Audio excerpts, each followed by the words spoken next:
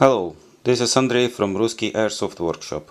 Today we will do a review of RetroArms gearbox shell version 3, and we will put the internals from standard LCT VBOX from VAL and VSS into this gearbox and check how it is compatible with the standard parts. CNC gearbox from RetroArms 7075 series is made of high quality aircraft grade aluminium and is delivered with the following parts included. So the gearbox shell itself, the set of screws, a nice sticker from RetroArms, and a quick spring change spring guide.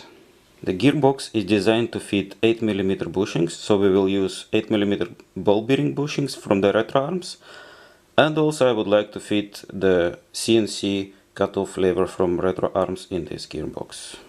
First of all, let's do the shimming. And then after that, let's feed the cutoff lever and see if it is working fine with the shimmed gears. After trying both cutoff levers, the CNC and the standard one, I have decided to go with the standard one, because in my opinion it sits a little bit more tight. Let's try to fit the cylinders, the cylinder head and the tappet plate. I'm using the full cylinder and I'm using the silent set for the cylinder head and the piston head. All fits in place perfectly, and the tappet plate is moving freely in his slide. Now it's time to place the electric switch and put everything together. Before putting everything together, I have decided to do one more test. I put the piston in the cylinder and close the gearbox, just to see if the piston moves freely in its place. Because I'm using the silent set, the piston was blocked when it was at the most rear position. It is happening because the silent piston head is a little bit taller than the usual piston head, so I have decided to go with the standard piston head, standard piston, and the cylinder set with applied Sorbotan pad mode from Airlab.